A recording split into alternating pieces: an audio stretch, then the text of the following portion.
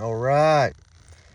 So this is the story of how my life got completely ruined as a child all the way through high school, and then not too many short years after high school they kept following me around, and they still it's actually exponentially worse today than it was when I was a child. Like, once they select you as a child, there's just little small misdirects because they don't need anything heavy in order to sway you as a child, right? Like, as a child, you're extremely easy to ward away or even into something, like, right? They can almost ward you directly into what they want to ward you into, right? Like, they're warding you away from whatever you're doing, but as a child, it's almost easier to get you to have a very particular adverse effect if they can affect you during a very specific situation. Okay, so the first one was weird. It's extremely weird because even I was like feeling bad that when I was being asked what I wanted for birthday, and then I said, only just send me money because I don't really have anything, just money. And thinking back, I'm like, that felt like me, but I feel like something else kind of caused me to come to that decision. Just thinking back, like, this is me just thinking back. It felt genuine of myself at the time, right? But then all of a sudden it's like I didn't want to leave it anywhere. I'm gonna take this with me because then I can, like, do something with it, like either do little things or show that I'm gonna grow it, right? And before I even had a chance to, like, even, like, I think it was the first day I took that money to school, my wallet got jacked. Someone saw me, like, stuff it in my backpack, and then all of a sudden it was gone, right? So somebody knew I had money, and then watched me put my wallet in, and they got lucky because I had checks and cash, like. So hopefully my family just canceled the checks, like, hey, this one's no good. Because someone could have just forged it and then had it deposited their account. If it was just some kid, maybe they weren't able to figure that out. Hopefully they weren't able to figure that out. So hopefully the original story didn't get completely jacked. Let's just assume it did, though. Let's assume someone took a hold of it that knew how to forge everything, and they took me for close to $600 in, like, 4th grade, okay? All right, so starts there, and then nothing really happens after that until middle school. And this is when it gets ridiculous, because I'm dealing with this autistic chick who I was informed she was autistic as we left elementary school together by a duty aide whose daughter I was, talking with. So I need to be extremely careful about it, like, all right, this is like delicate information, supposedly. But even then, like, things got really weird between me and her. Like, she developed this crush on me and was having her parents drop her off at my bus stop, making sure she got on with me. Like, I'm gonna go hang out with him at the bus stop and follow him to school, and then she'd sit next to me at lunch and then do the same thing on the way home, get off at my stop, and the whole 9 yards. But then at lunchtime she started bringing me gifts. For the most part, like, she handmade these gifts, so it was very personal. But it's like, it's at lunchtime. I may have not accepted it to begin with because I like, my parents were divorced for so many years already. I had already been exposed to lack of control of my own daily activities, just because my schedule was fucked. It's like, look, yeah, you don't fit in my schedule, so just the fact that my schedule was so tight as a 12-year-old, I was not ready to have her eat up any part of my time at school as well, you know, like, I'm like, no way. And as I was turning gifts down, she'd like try harder and follow. She would ride her bike by my house. She figured out what street I walked down and then just started riding her bike down that street. And, one thing led to another. I turned down the wrong gift at lunch and she started making pins like, oh, you've really done it this time, Adam Young. Like blasting my full name to the max, right? Like just blasting my ass with custom made pins put on her little courier bag. And I didn't even notice this until somebody brought it up to me. I can't remember exactly who brought it up, but they were like, yo, she has pins about you, bro. You know, like someone honestly seeing it from an outside position that like didn't really mess with me, but knew, like, you know, encountered me and knew that I was the person those pins were about. And that's when I started to get worried and things started getting worse. And then it stopped being a gift. She gave me a fucking picture of herself killing me and my friends. So, you know, even my closest friend was in the picture, and it was like racist as fuck. She like drew my only black friend dripping wet next to a paint can of black paint. Like, what a racist little fucking cunt. And so she hands that off to me, and I take it home and then take it straight to the principal's office from there. Like, at first I was like, what do we do about this? And then I was like, just turn it into the principal's office. And they brought me in and told me that, you know, I was seeing somebody else, you know, like she's got a twin, so it's her and then not her. Like anything they could to offload any responsibility off of Amanda. And then, you know, you can tell well, if none of this is her, you know, then I'm just sitting here complaining about nothing, right? Although I am dealing with this. So how do we deal with this issue where this chick is fucking me up by showing up at my house after school and showing up at my bus stop and sitting next to me at lunch? It's like it's too much proximity stuff where you shouldn't even really have consistent proximity, you know, like we're different people. You should just go do your own thing. And so I could even tell while I was sitting there in the office, I'm like, they're fucking calling me crazy. Like, it's like, I went to elementary school. I told them, like, I know exactly who it is. She's made pins. Like, I know who gave me the picture. You can't tell me that this is not happening. And they were telling me that it's not happening. So I dropped it just because it's like, what the fuck are you supposed to do as a 12-year-old? You know, you're like, I don't have a lawyer or anything. And, you know, I don't even have time to talk about this when I go home with my parents because they have other shit going on because they're struggling trying to get their life back together since they got divorced, right? Each one of them was like on the rocks, moving around all the time. So I figured, I haven't lived here that long, and I'm just gonna end up moving again, which we did. So it's like, whatever, you know, like you're gonna have a tough time chasing my ass down, I figured. But little did I know that they had like way bigger plans for me, because it wasn't even 2 years into high school that I had an issue where I was in wood shop class, and my friend had some bomb weed, and I ended up getting a gram of it. And this stuff was so popular, everyone wanted it. I'm like, all right, well, I guess I'll just make some money right now, because I know where I get weed outside of this. You know, I can get weed after school. Somebody else can take this. I can take more money, you know, because you want it so bad. Like, there's all this, everyone wants this right now, you know, and I grabbed some. You want mine? Pay me $5 and I'll give you mine.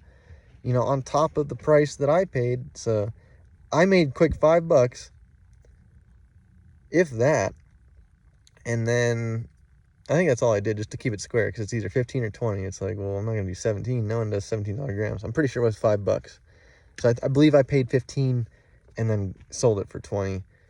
But the problem is this kid, it was just some gothic kid in our class, gothic dude.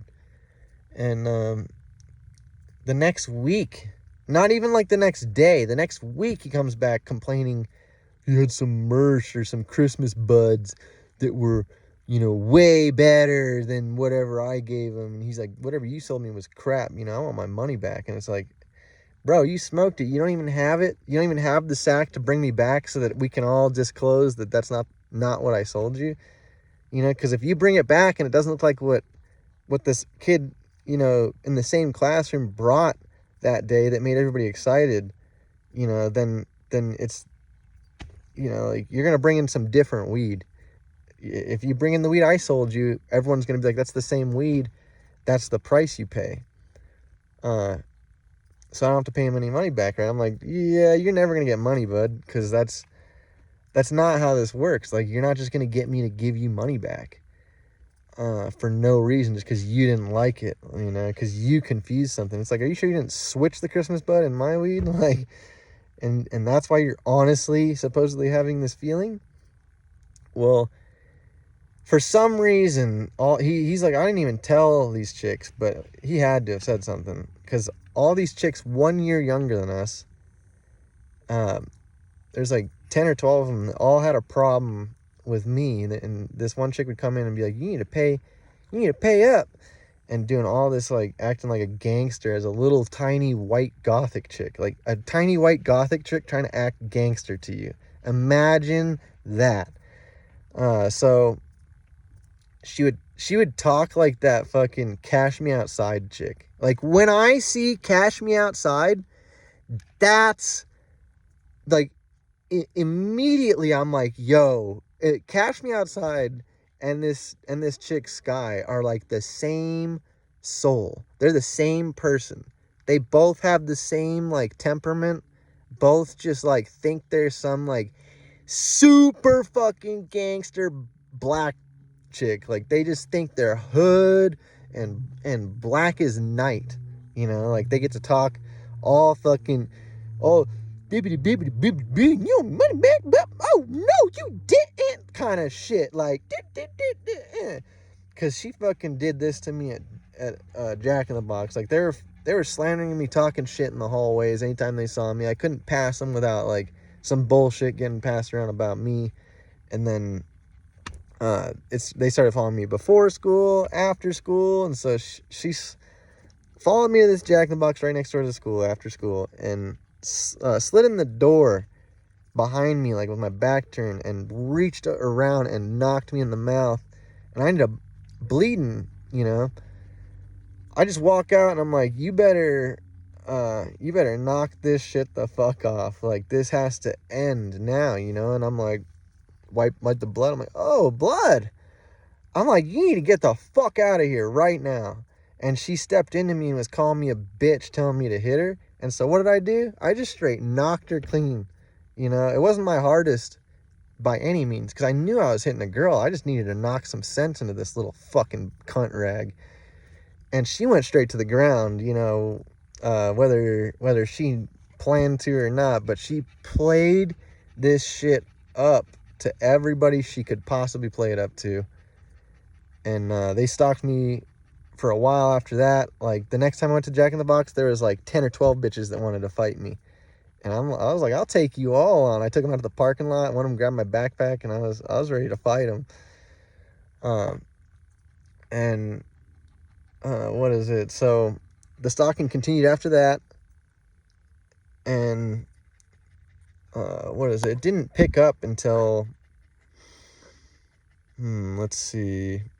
No, I kept getting thrown into task for very weird reasons at very strange situations. It's like someone knew what I was up to, and that's how you got me on task. The first one was Scottsdale. The second one was, let's see. Second one was South Scottsdale.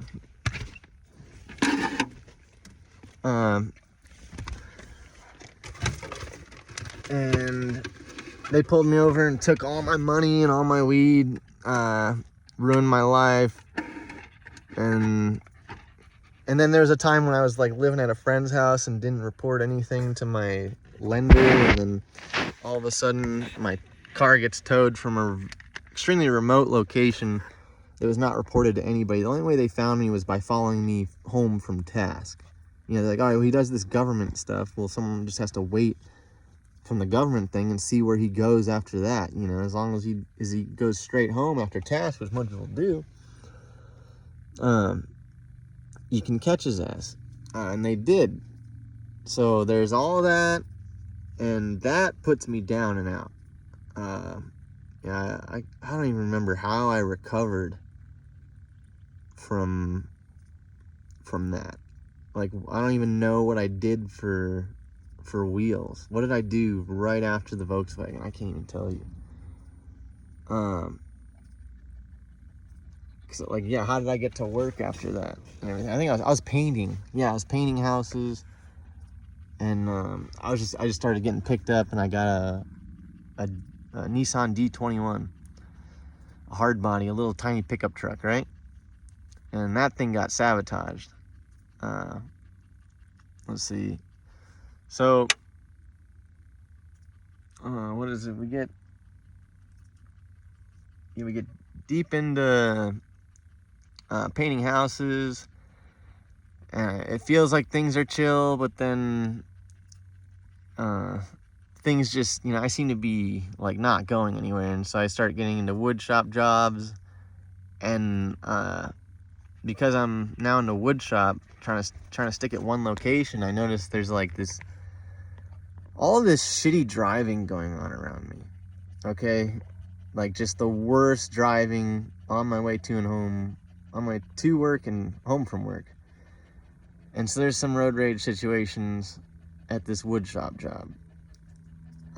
But it's the most ridiculous insurance fraud type situations where it's like, you're just trying to hang me up, and I knew it and I felt it right away. So I just did my best to like fuck with whoever I could tell was doing it and then dip.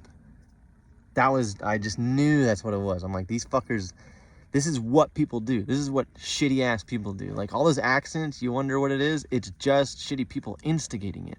Like it's hardly ever, you can see it in a lot of videos. You're like, hardly ever is an honest mistake. I mean, they do happen, but those are very, very rare.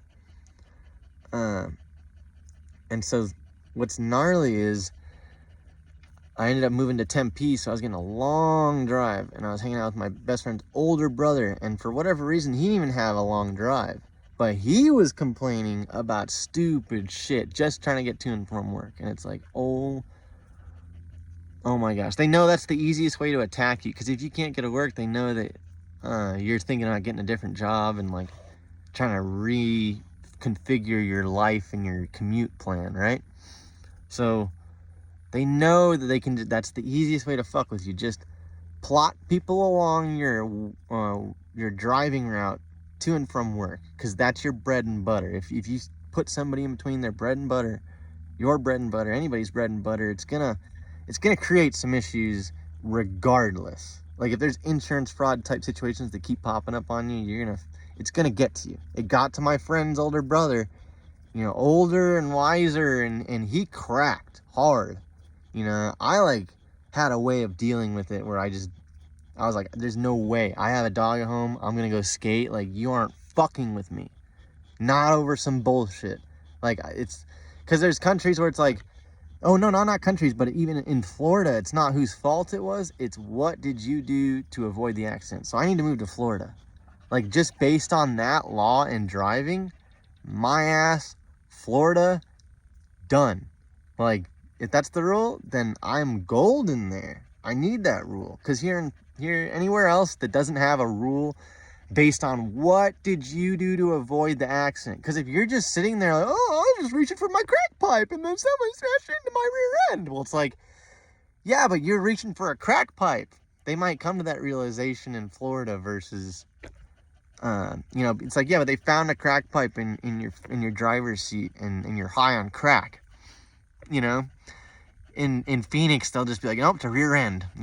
It's whoever's behind you fault. Like, the dumbest shit. So when there's pileups, and people keep getting rear-ended, it's like it's fucking rush hour traffic. All somebody has to plan to do is to pick a lane that's all jammed up and smash as hard as they can in to whoever's at the back of the line, or anywhere in the line for that matter. As long as they get the rear end of one of those fucking cars, they can get a chain reaction and have all kinds of people fucking hung up on insurance fraud situations. So that's why I would say that a rule, like, what did you do to avoid the accident? You know, like, people that are stacked up. That'd be interesting to go into Florida accident reports and see who's getting pinned for those, where, you know, one car rear ends somebody so hard that, you know, nobody has any choice or space to do anything other than hit whatever's in front of them because things got so compacted, right? Like, it'd be nice to hear that in Florida, if that's the case, that the very back person who's going 100 miles an hour when everybody's doing 0 is the dumbass who gets the fucking ticket for everybody. If that's the case, you know, even if that's not exactly the case, even if they're going that direction in Florida, I'd say it's worth moving to Florida just for that. So my roommate's having all these problems, and I'm on the point where I'm like, I don't even acknowledge that shit. Don't let that, you know, like, be like me, you know. Let's skate. Let's just divert attention. Don't worry about the driving, you know. But he was hung up on the driving. He was straight hung up on it. And then I think he started having problems with his Honda Civic, even though it's super cheap to fix, because, yeah, I think he did. And that's a common thing, because someone sabotaged my hard body. You know, they took my Volkswagen after they cracked the oil pan after 1 month of having that, and backing over the front bumper while I was on like a 10, 12-hour shift. So somebody didn't like what I was doing at Fry's, and, you know, they were not happy with how well I was doing at Fry's. That's what it was. It's whoever's following me around, same cunts, were not happy with my success at Fry's.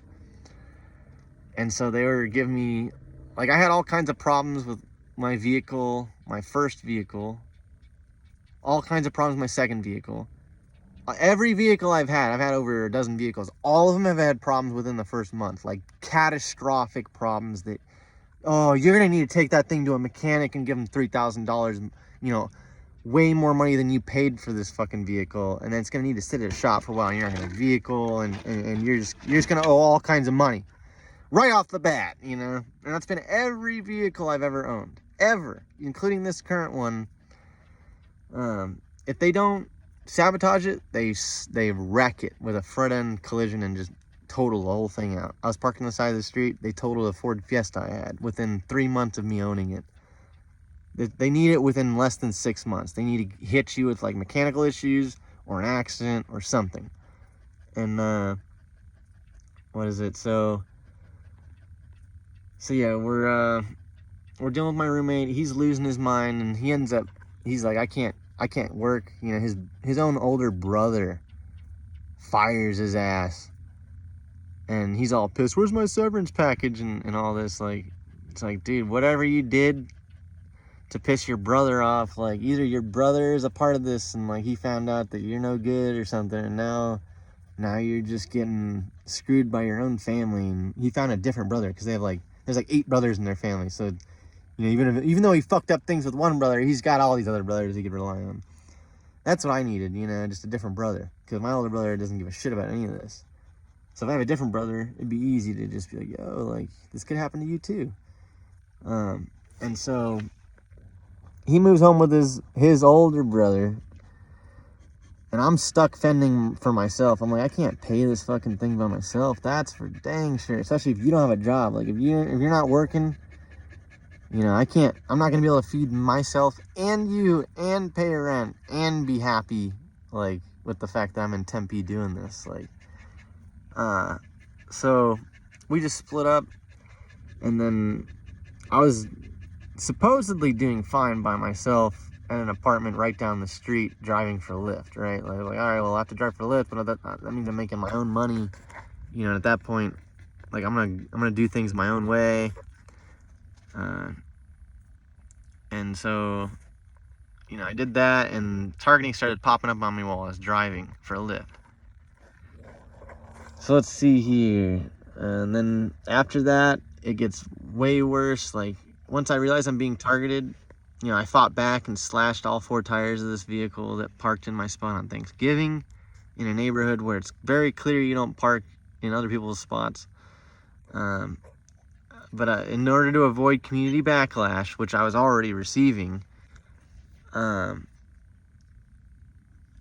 fessed up when the cops showed up, and that was bad. Because there's no video. Since nobody had video of it, I should have just been like, I don't know what the fuck that was. You got flat tires? Dang, how'd that happen? And so, because maybe they didn't inspect them all. But whoever they gave them to would have told them, yes, there's a hole in all four, a giant hole. And so I flee off to Washington just because I know things are getting stupid. I'm like, it got stupid with Pat, and now it's getting stupid with me. This is obviously community backlash before I did anything, right? Like, they're wanting me to backlash at the community backlash. So I'm trying to convey that. Now, I didn't even have community backlash in my vocabulary at the time. That's like something I'm coining now. And